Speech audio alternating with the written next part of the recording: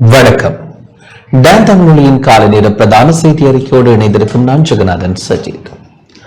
கலாநிதி ஓமல் பே சோபித தேரரின் 75வது ஜனன தின நிகழ்வில் ஜனாதிபதி கலந்து கொண்டார். தன்னை பற்றி மட்டும் சிந்திக்காமல் வாழ்க்கை பயணத்திற்கு மாறாக பொதுமக்களின் நலனுக்காக பயணத்தை அனைத்து பிரஜைகளும் தொடர வேண்டும் என ஜனாதிபதி அன்ருகுமார் திசாநாயக்க தெரிவித்துள்ளார். கலாநிதி ஓமல் பே சோபித தேரரின் 75 வருட வாழ்க்கை மற்றும் 64 வருட துறவு வாழ்க்கை அதற்கு தகுந்த எடுத்துக்காட்டாகும் என ஜனாதிபதி சுட்டிக்காட்டினார். ஹம்பாந்தோட்டை ருகுணு மாகபுர சர்வதேச மாநாட்டு மண்டபத்தில் நேற்று இடம்பெற்ற கலாநிதி ஓமல் பே சோபித தேரரின் 75வது ஜனன தின நிகழ்வில் கலந்து கொண்டு உரையாற்றும் போதே ஜனாதிபதி இவ்வாறு தெரிவித்தார். ஒழுக்க ஈனத்தின் எல்லை வரை சென்று கொண்டிருந்த நாட்டை மீண்டும் ஒழுக்க நிலைக்கு கொண்டு செல்வதற்கான வேலை திட்டத்தில் மகா சங்கத்தினருக்கு பெரும் பொறுப்பு உள்ளதாகவும் அரசாங்கம் என்ற வகையில் அதற்காக எடுக்கக்கூடிய அனைத்து நடவடிக்கைகளையும் உரிய வகையில் முன்னெடுப்பதாகவும் அவர் சுட்டிக்காட்டினார். நாட்டிற்குள் எதிர்பார்க்கப்படும் ஒழுக்கத்தின் புதிய திருப்பத்தை அரசியல் முறையின் மாற்றத்தில் மாத்திரம் செய்ய முடியாது எனவும் பெறுமதி மிகுந்த ஒழுக்க கட்டமைப்பு மற்றும் பெறுமதியின் அடிப்படையில் கட்டியெழுப்பப்பட்ட சமூக படைப்புகளுக்கும் அந்த பணி சார்ந்துள்ளது எனவும் ஜனாதிபதி தெரிவித்தார். அதேபோல் தான் தனது நிலைப்பாட்டில் உறுதியாக இருப்பது தொடர்பிலான கலாநிதி ஓமல் பே சோபித தேரரின் குணத்தை இதன்போது நினைவு கூர்ந்த ஜனாதிபதி 75 வருட பிக்கு வாழ்வில் அவர் பெற்றுக்கொண்ட அறிவுபூர்வமான விடயங்களை வாழ்வில் இணைத்துக் கொள்வதே அவருக்கு செய்யக்கூடிய மிக உயர்வான கௌரவமாகும் எனவும் தெரிவித்தார். இலங்கை ராமன்ய மகா நிக்காயாவின் தென்னிலங்கை பிரதான சங்கநாயக்க எம்பிலிப்பிட்டிய ஸ்ரீ போதிராஜ அறக்கட்டளையின் ஸ்தாபகரான கலாநிதி வணக்கத்திற்குரிய ஓமல் பே சோபித நாயக்க தேரர் தேசிய நெருக்கடி காலங்களில் அச்சமின்றி முன்னின்று நாட்டுக்காகவும் பௌத்த சாசனம் மற்றும் தேசத்திற்காகவும் போராடிய ஒரு தேரர் ஆவார். அவர் ஆற்றி வரும் தேசிய சமூக சமய பணியை பாராட்டி அவர் நீண்ட ஆயுளுடனும் ஆரோக்கியத்துடனும் வாழ வாழ்த்தி இந்த பாராட்டு விழா ஏற்பாடு செய்யப்பட்டிருந்தது. கலாநிதி வணக்கத்திற்குரிய ஓமல் பே சோபித நாயக்க தேரரால் இதன்போது ஜனாதிபதிக்கு நூல்கள் வழங்கி வைக்கப்பட்டன. கம்போடிய சங்கராஜ தேரர் ஜனாதிபதி அன்ருகுமார் திசாநாயக்கவிற்கு நினைவு பரிசை வழங்கியதுடன் போதிராஜ வித்தியாலயம் மற்றும் ஸ்ரீ போதிராஜ தர்ம விநிலைய அறநிலை பாடசாலையின் மாணவர் துலித மேனேஜ பாடிய கலாநிதி வணக்கத்திற்குரிய ஓமல் பே சோபித தேரர் பாடல் அடங்கிய இருவட்டும் ஜனாதிபதியிடம் கையளிக்கப்பட்டது. இலங்கை ராமனிய மகாநிக்காயாவின் மகா நாயக்க வன மகுலேவே விமல தேரரின் தலைமையில் இடம்பெற்ற நிகழ்வில் இலங்கை அமரபுர மகாநிக்காயாவின் மகாநாயக்கர் கரகொட உயங்கொட மைத்திரமூர்த்தி தேரர் மகாவிகார வாசிங்க ஜியாமோபாலி மகாநிக்காயாவின் சப்தகமுவ மாகாணத்தின் பிரதம சங்கநாயக்க ஸ்ரீ பாதானாதிபதி ஊவா வெல்லச பல்கலைக்கழக வேந்தர் பெங்கமுவே தம்மதின்னு நாயக்க தேரர் உட்பட மகா சங்கத்தினர் கொரியாவின் ஜோஹே மகா நிக்காயாவின் பிரதான சங்கநாயக்க மற்றும் ஜங்கோசா பௌத்த விகாரையின் விகாராதிபதி யோந்தம் தேரர் உட்பட வெளிநாட்டு அதிதிகள் குழு புத்த சாசன சமய மற்றும் கலாச்சார அலுவல்கள் அமைச்சர் கலாநிதி ஹினிதும சுரேல் செனவி தென்மாகாண ஆளுநர் பந்துல ஹரிச்சந்திர சப்ரகமுவ மாகாண ஆளுநர் சம்பா ஜானகி ராஜரத்ன முன்னாள் சபாநாயகர் கரு ஜெயசூரிய மற்றும் ராமன்ய மகாநிக்காய பிரிபாலன சபை உறுப்பினர்கள் பலர் கலந்து கொண்டனர். முல்லைத்தீவு விஸ்வமடு பாரதி வித்தியாலயத்தில் நேற்று மாணவர்களுக்கு வழங்கப்பட்ட உணவு ஒவ்வாமை காரணமாக 21 மாணவர்கள் வைத்தியசாலையில் அனுமதிக்கப்பட்டுள்ளனர். முல்லைத்தீவு விஸ்வமடு பகுதியில் அமைந்துள்ள பாரதி வித்தியாலயத்தில் நேற்று மாணவர்களுக்கு வழங்கப்பட்ட உணவு ஒவ்வாமை காரணமாக ஒரே வகுப்பை சேர்ந்த 21 மாணவர்கள் வைத்தியசாலையில் அனுமதிக்கப்பட்டுள்ளனர். உணவு ஒவ்வாமை காரணமாக தர்மபுரம் வைத்தியசாலையில் அனுமதிக்கப்பட்டவர்களில் 10 மாணவர்கள் மேலதிக சிகிச்சைகளுக்காக கிளிநொச்சி மாவட்ட பொது வைத்தியசாலைக்கு மாற்றப்பட்டுள்ளனர். அதனையடுத்து புதுக்குடியிருப்பு பிரதேச சுகாதார பரிசோதகர்கள் உணவின் மாதிரியை பெற்றுச் சென்றுள்ளனர். இருப்பினும் ஏனைய வகுப்புகளை சேர்ந்த எந்த ஒரு மாணவர்களுக்கும் உணவு ஒவ்வாமை ஏற்படவில்லை என்பது குறிப்பிடப்பட்டுள்ளது.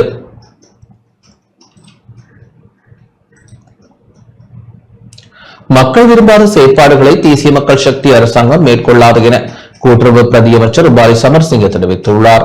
மன்னார் மாவட்டத்தில் காற்று கனியமணல் போன்ற வளங்கள் காணப்படுகின்ற போதும் பொருளாதார வளர்ச்சிக்காக மக்கள் விரும்பாத செயற்பாடுகளை மேற்கொள்ள மாட்டோம் என கூட்டுறவு பிரதி அமைச்சரும் மன்னார் மாவட்ட அபிவிருத்தி குழு தலைவருமான உபாலி சமரசிங்க தெரிவித்துள்ளார். நேற்று மன்னார் மாவட்ட செயலக வளாகத்தில் அமைக்கப்பட்ட மாவட்ட ஒருங்கிணைப்பு குழு தலைவருக்கான உத்தியோகபூர்வ அலுவலக திறப்பு விழாவின் போது இவ்வாறு குறிப்பிட்டார். கடந்த கால அரசாங்கங்கள் ஊடாக இந்த கனியமணல் அகழ்வில் ஈடுபட இருக்கின்ற நிறுவனங்கள் முறையற்ற முறையில் சரியான அனுமதி பெறாமல் அரசியல் ரீதியான சலுகைகளை வைத்துக் கொண்டு இந்த செயற்பாட்டுக்கான அனுமதியை பெற்றுக் கொண்டுள்ளனர். அவர்கள் இந்த அனுமதியை இலகுவாக பெறவில்லை. முன்னே அரசியல்வாதிகள் அரசு அதிகாரிகள் சமூக மட்ட அமைப்புகளின் அனுமதியை உத்தியோகபூர்வமாக பெற்று அதை நடைமுறைப்படுத்த வருகை தந்திருக்கிறார்கள். ஆனால் எங்களுடைய அரசாங்கத்தை பொறுத்தவரையில் மக்களின் பாதுகாப்பு சூழல் மக்களின் விருப்பம் என்பவற்றுக்கு முதன்மை அளிப்போம். எங்கள் நாட்டில் எங்களுக்கு வருமானத்தை ஈட்டி தரக்கூடிய பல வளங்கள் காணப்படுகின்றன. குறிப்பாக மன்னார் மாவட்டத்தை பொறுத்தவரையில் காற்று என்பது மிகச்சிறந்த வளம். அதேபோன்று இந்த கனியமணல் மிகச்சிறந்த வளம்.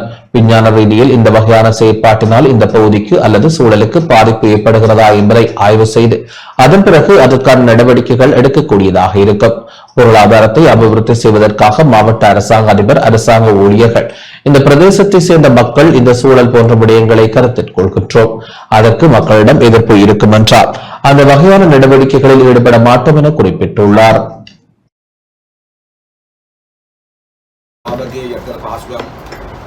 අධ්‍යාපන සෞඛ්‍ය මාර්ග ඒ වගේම ගත්තම දීවර ප්‍රශ්න ඇතුළු දෙවන්ත ප්‍රශ්න ගොන්නක ඔවුන් පිළිගන්න අනුගුණ තමයි ජාතික වශයෙන් සහ முல்லைத்தீவு பிளவு குடியிருப்பில் இந்திய அரசாங்கத்தின் உதவியின் கீழ் நிர்மாணிக்கப்பட்ட வீடுகள் மக்களிடம் கையளிக்கப்பட்டன. முல்லைத்தீவு மாவட்டத்தின் கேப்பாப்புலவு பிளவு குடியிருப்பில் இந்திய அரசாங்கத்தின் உதவியின் கீழ் நிர்மாணிக்கப்பட்ட சந்திரன் கிராம வீடுகள் நேற்று மக்களிடம் கையளிக்கப்பட்டன. கேப்பாப்புலவு பிளவு குடியிருப்பில் நேற்று மாலை 4 மணியளவில் முல்லைத்தீவு மாவட்ட அரசாங்க அதிபர் உமா மகேஸ்வரன் தலைமையில் இலங்கைக்கான இந்திய ஸ்தானிகர் சந்தோஷ் ஜா, நகர அபிவிருத்தி நிர்மாணம் மற்றும் வீடமைப்பு அமைச்சர் அனுர கருணாதிலக மற்றும் வடக்கு மாகாண ஆளுநர் நா வேதநாயகன் ஆகியோரின் பங்கேற்புடன் நிகழ்வு இடம்பெற்றது. சந்திரன் கிராமத்தில் தேசிய வீடமைப்பு அதிகார சபையினால் இந்திய அரசாங்கத்தின் உதவியின் கீழ் நிர்மாணிக்கப்பட்ட 24 வீடுகளை இந்திய ஸ்தானிகர் கையளித்தார். இந்த நிகழ்வில் வன்னி மாவட்ட நாடாளுமன்ற உறுப்பினர் திலகநாதன், நகர அபிவிருத்தி நிர்மாணிப்பு மற்றும் வீடமைப்பு அமைச்சின் மேலதிக செயலாளர் MM நஷிமுதீன், தேசிய வீடமைப்பு அதிகார சபையின் தலைவர் அரவிந்த ஸ்ரீநாத், கரைத்துறை பெற்ற பிரதேச செயலாளர், கிராம அலுவலர்கள், ஏனைய உத்தியோகத்தர்கள், பொதுமக்கள் உள்ளிட்ட பலர் பங்கேற்றனர்.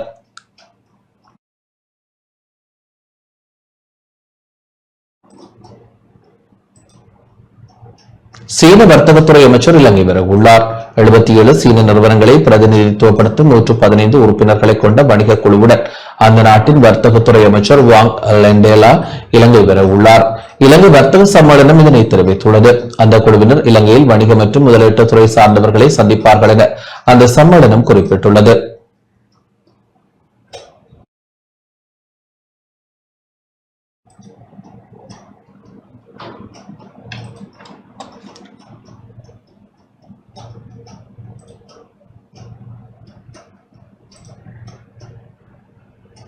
சிலாபம் முதல் புத்தளம் மற்றும் மன்னார் ஊடாக காங்கேசன்துறை வரையான கடற்பிராந்திய மீனவர்களை தொழிலுக்கு செல்ல வேண்டாம் என எச்சரிக்கை விடுக்கப்பட்டுள்ளது. சிலாபம் முதல் புத்தளம் மற்றும் மன்னார் ஊடாக காங்கேசன்துறை வரையான கடற்பிராந்தியங்களுக்கும், காலி முதல் ஹம்பாந்தோட்டை ஊடாக பொத்துவில் வரையான கடற்பிராந்தியங்களுக்கும் மறு அறிவித்தல் வரை செல்ல வேண்டாம் என கடல்சார் மற்றும் மீனவ சமூகங்களுக்கு அறிவுறுத்தல் விடுக்கப்பட்டுள்ளது. குறித்த கடற்பிராந்தியங்களில் மணிக்கு 40 முதல் 50 கிலோமீட்டர் வரையான வேகத்தில் காற்று வீசக்கூடும் எனவும், சில சந்தர்ப்பங்களில் மணிக்கு 60 முதல் 70 கிலோமீட்டர் வரையான வேகத்தில் காற்று வீசக்கூடும் எனவும் வளிமண்டலவியல் திணைக்களம் எதிர்வு கூறியுள்ளது. குறித்த பகுதிகளில் சில சந்தர்ப்பங்களில் கடல் சற்று கொந்தளிப்பாக காணப்படும் எனவும் தெரிவிக்கப்பட்டுள்ளது.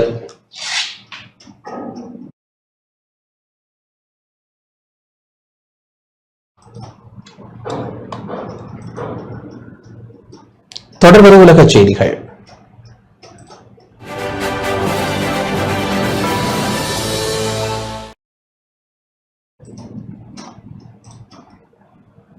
ஸ்பெயின் அருகிலுள்ள கடல் பகுதியில் அகதிகள் படகு விபத்திற்குள்ளானதில் 4 பேர் உயிரிழந்துள்ளனர். ஸ்பெயின் நாட்டின் தீவுக்கு அருகில் கடல் பகுதியில் அகதிகள் சென்ற படகு கவிழ்ந்து விபத்திற்குள்ளானதில் 4 பெண்கள் உயிரிழந்துள்ளனர். ஸ்பெயினின் ஹேனரி தீவுகளை நோக்கி பயணம் செய்த அகதிகள் படகு எல்ஹைரோ தீவின் அருகில் கடலில் கவிழ்ந்து விபத்திற்குள்ளானது. உடனடியாக அங்கிருந்த மீட்பு படையினர் மற்றும் செஞ்சிலுவை சங்கத்தை சேர்ந்தவர்கள் கடலில் தத்தளித்தவர்களை மீட்டு கரைக்கு கொண்டு வந்தனர். எனினும் 4 பெண்கள் கடலில் மூழ்கி உயிரிழந்துள்ளனர்.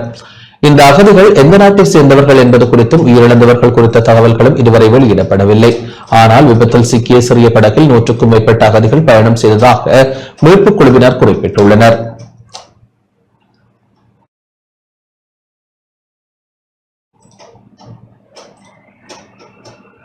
ஏமனில் ஹவுதி கிளர்ச்சியாளர்களின் கட்டுப்பாட்டில் உள்ள ஜனா விமான நிலையம் மீது இஸ்ரேல் தாக்குதல் நடத்தியுள்ளது.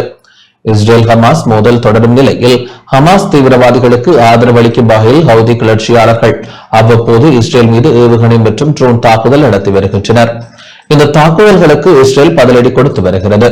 அந்த வகையில் இஸ்ரேலை இலக்கு வைத்து ஹவுதி கிளர்ச்சியாளர்கள் ஏவுகணைகள் மற்றும் ட்ரோன்கள் மூலம் தாக்குதல் நடத்தினர்.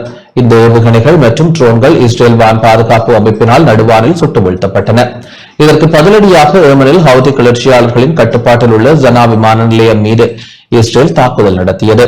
ஹவுதி கிளர்ச்சியாளர்கள் வசமுள்ள சனா விமான நிலையத்தில் மொத்தம் 4 உள்நாட்டு விமானங்கள் இருந்தன. இதில் 3 விமானங்கள் கடந்த 7ஆம் தேதி இஸ்ரேல் நடத்திய தாக்குதலில் முற்றிலும் அளிக்கப்பட்டன. அத்துடன் இஸ்ரேல் நடத்திய தாக்குதலில் எஞ்சிய ஒரு விமானமும் முற்றிலும் அளிக்கப்பட்டதாக தகவல் வெளியாகியுள்ளது. இந்த தாக்குதலில் உயிரிழப்பு எதுவும் ஏற்பட்டதா என்பது குறித்த விவரம் இதுவரை வெளியாகவில்லை.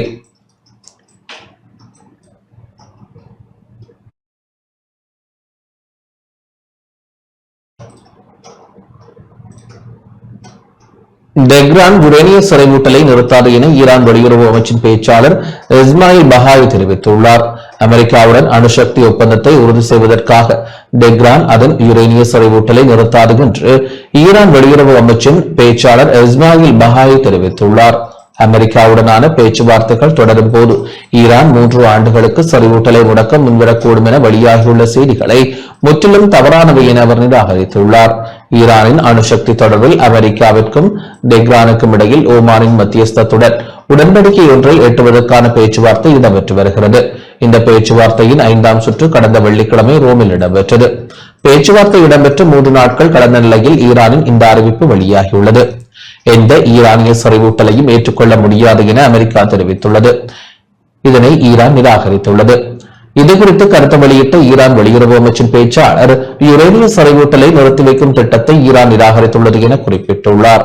இதேவேளை ஈரானிய ஜனாதிபதி மசூத் பெசஸ்கியன் அவர்கள் எங்களுடன் பேச்சுவார்த்தை நடத்த மறுத்தாலோ அல்லது பொருளாதார தடைகளை விதித்தாலோ நாங்கள் பசியால் இறக்க மாட்டோம் எனவும் உயிர் வாழ ஒரு வழியை நாங்கள் கண்டுபிடிப்போம் எனவும் குறிப்பிட்டுள்ளார்.